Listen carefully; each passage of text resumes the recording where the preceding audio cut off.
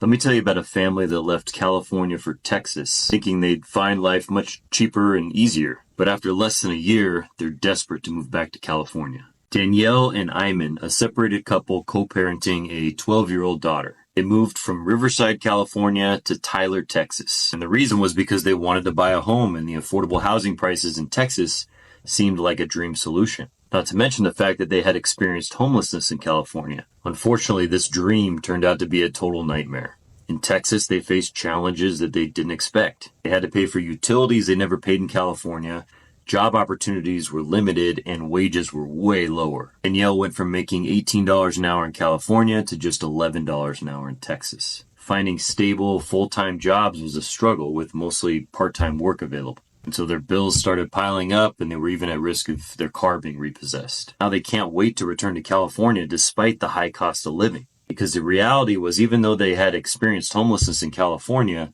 California offered the resources to help them get back on their feet. At the end of the day, they realized that California is not just about the cost, it's about the support, opportunity, and that sense of home. There was also a lot more free outdoor stuff for them to do in California. They would rather deal with the high prices than the struggles they faced in Texas. We need to fix this affordable housing problem, but there is a decent network of services. Business Insider has also written a number of stories about this topic, and it seems to be a trend. Now, I have never lived in Texas, but what would you prefer? Expensive but supportive California, or cheap, you're on your own Texas? Yeah, get about my state, all of us.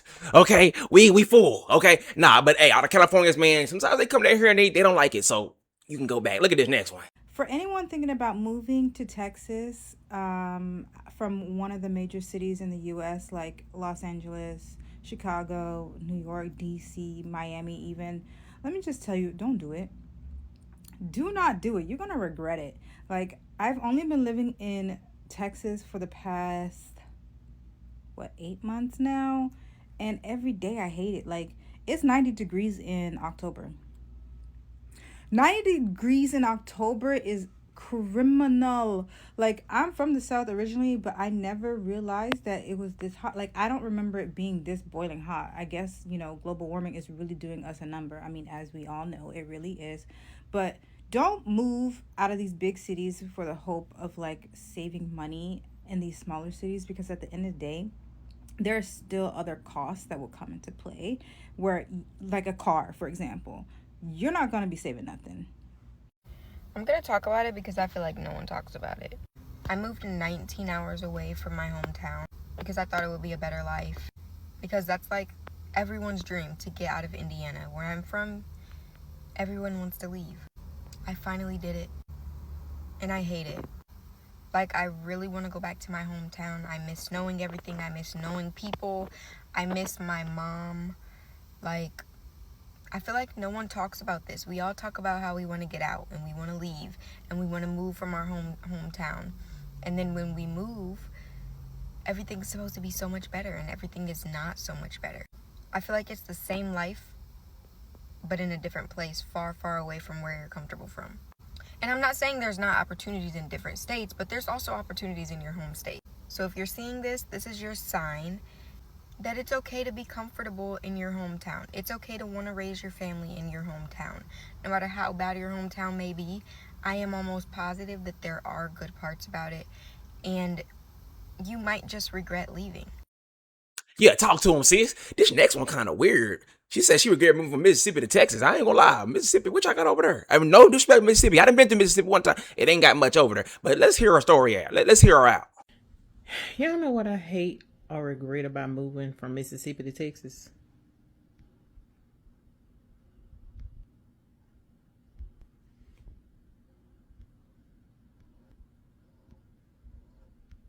Ha, gotcha. She was just playing. This next one, though, no, this is serious. Watch this. I'm so fucking annoyed, y'all. There's fucking ants everywhere.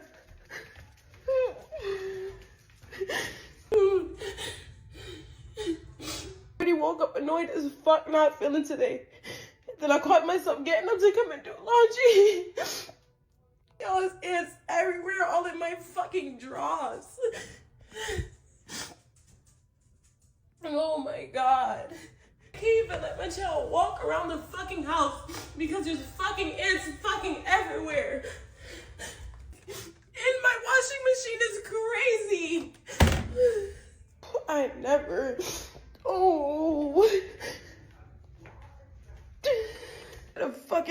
holding up my fucking hand. I gotta leave. I don't know what else to do. I don't know what the fuck else to do. I'm just a fucking girl. I'm just a girl. We moved from California to Texas in 2017, and one of the biggest regrets is that we spent $20,000 on moving all of our furniture. We used UPAC, which is great. We love them. They don't pay me anything for saying that, by the way, because I do specialize in people moving here from California. But one of the biggest mistakes is that we brought everything. And if I knew then what I knew now, I would have brought like just the teeny tiny little U-Haul that you can attach to your car. It would have saved us so much money because you have to get movers there, you have to get movers here, plus you have to get it all here. And I would have bought everything from Nebraska Furniture Mart. Now, they don't pay me anything for saying this either. They're in the Colony in the Dallas-Fort Worth Metroplex, and they are the largest furniture store in North America. It really is a destination. It's owned by Warren Buffett. And since 2017, we've pretty much replaced all of our furniture with furniture there. And the reason being is that they have white glove delivery service. I believe it's $130, and they will bring anything in that order to your house, set it up, put it in your house wherever you want it. And I tell you what else that they did today that I was super surprised about. So last year I bought these bar stools, and one of them is a little wobbly. So I actually didn't even realize it was almost a year ago. It was April of last year, but you know how annoying that gets when it's like a little wobbly? Ugh. Sister, you part of the problem. Get up out of here. I almost didn't show your clip, okay? Because we don't need nobody, and we crowded. But look at this next one, man. She is breaking it down to the town. I've made a massive mistake of moving from California to Texas. It is actually unbelievable the amount of hateful and disgusting comments I got under my last video stating that exact fact. And it is crazy that people don't even try to understand the context of all of it. So here is the context of why I regret moving from California to Texas. The idea of moving to Texas was always something short term before kids come to our life, and we just saw an opportunity to open a business here that there is still space for that's so saturated in California. We also travel about 6 months out of the year abroad, so paying California prices when you're not home ever didn't make sense. We found this beautiful, massive,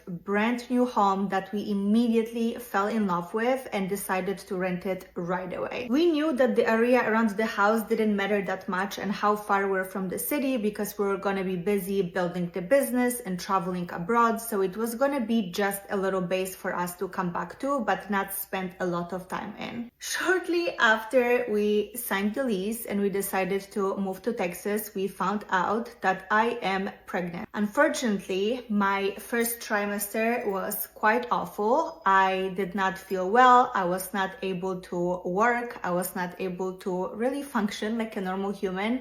So the idea of opening a business was definitely not something that we even had time or energy to think about. Also, all the travel plans and us being abroad as much as we were the previous years is not an option because of the doctor's appointments and me not feeling so well.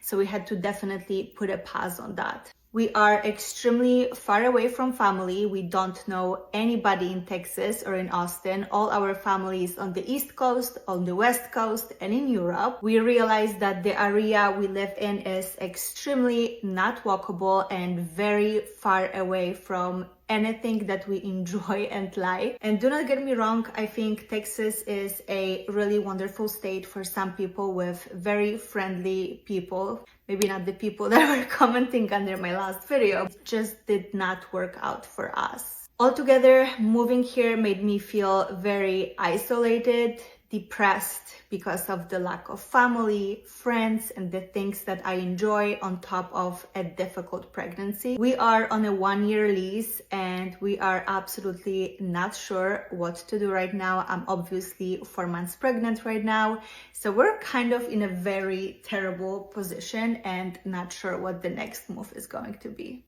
So today marks 4 years since I have been living in Dallas, and I realized that I have a few regrets.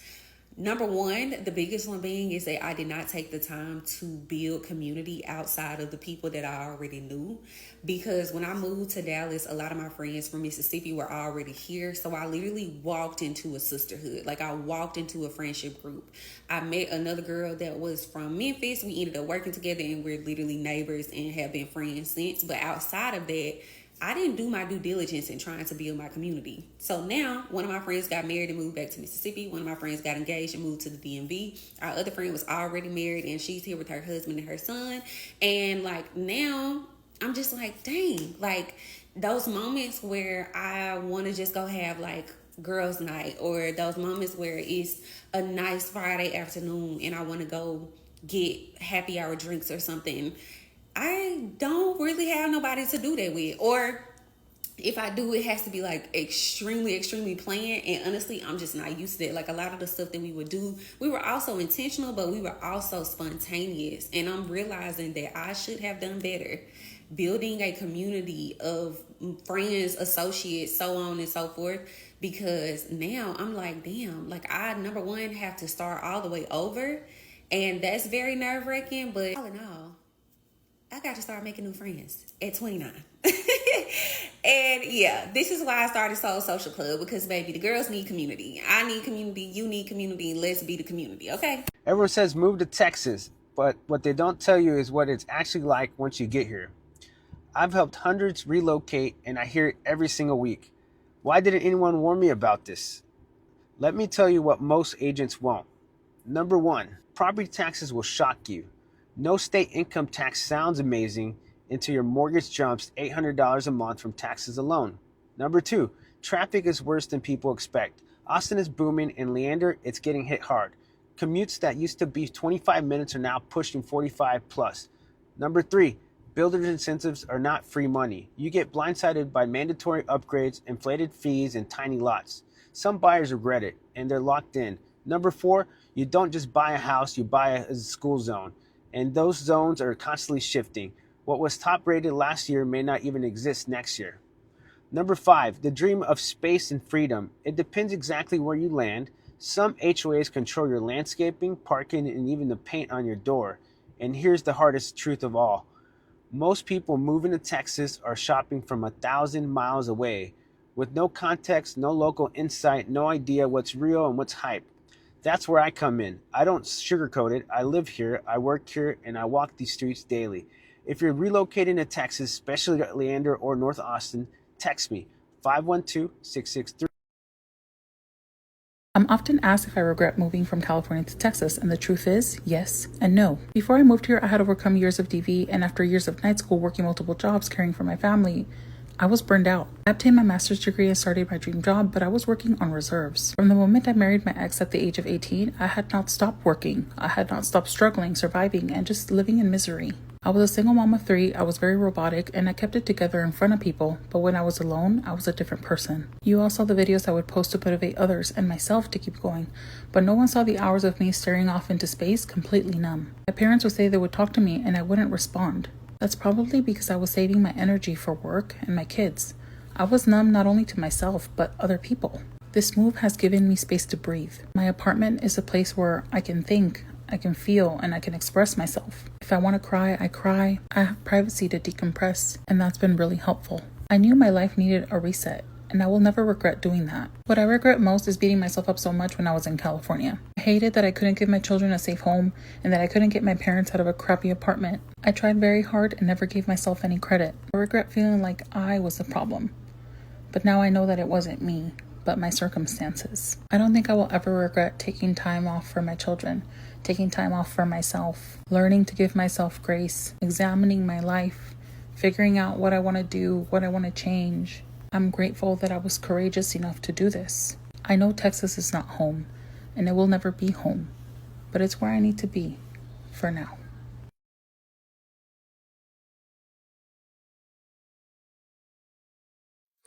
The only thing I regret about moving into a high rise and staying on a 42nd floor is exactly what I encountered today. The fire alarm went off in my building. I hear the PA system, and they have the nerve to say, "You can't take the elevator, take the stairs." Dog, I'm on the 42nd floor. I live on a 42nd floor. I'm not taking the stairs, so I didn't take the stairs. As y'all can see, I am safe, but I definitely stayed upstairs while that alarm was going off. If we burnt down, we burnt down, y'all. I'm not taking 42 flights of stairs down. I don't care what nobody say. Nope, not doing it. He said it's just over. He gonna accept his fate. I mean, I'm just gonna keep it real. But I gotta say it again, man. If y'all don't like the state, y'all can go back. I'm gonna be biased on this video. I don't give a damn, okay? Texas didn't change from when I was a little boy to now. Boy, there be traffic everywhere. In the middle of the day, it be traffic. I'm like, damn, where everybody at? But y'all don't go to work no more? Real quick, watch to the end, though. She got a story to tell. She got real good details on why she regrets it. Let's look at it.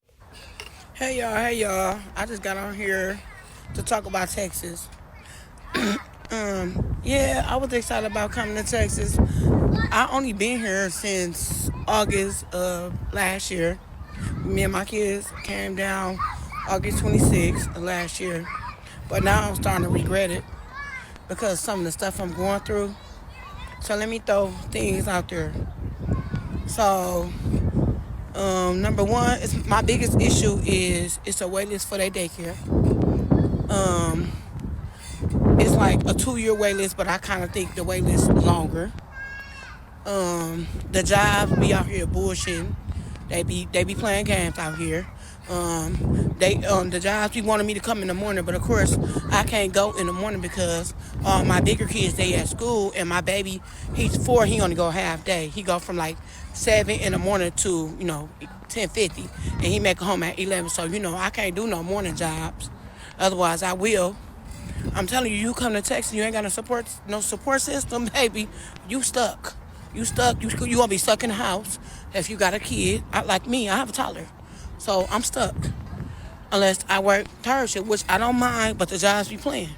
Like I was working, I had a client. I started doing home health care, and I was working on Fridays, Saturdays, and Sundays, 12-hour shifts. And I got started to get comfortable with the client, work with the client. I got comfortable. So the daughter decided she wanted him to go into the facility. So all my shift got canceled out because the daughter decided to put him in the facility. So that's why I said I don't want to do the homes. I'd rather go into a facility because it's not worth it. You could be working one day and then you could be working for a couple weeks, then next minute you won't got no working, right? So now I'm not working or nothing and stuff like that. So I was getting SNAP benefits, right? I do get SNAP benefits, but I only get $368. So of course they determined that I get $368 because I work. I was getting paid every week. So my last check was about $800, like 8 something, right? Mind you, I get paid every week. But my client got canceled out. That was the last check I got since January 14th. I ain't got paid no more. So let me tell y'all, put y'all on game about these little stamps. If you ain't got no job and you get SNAP or whatever.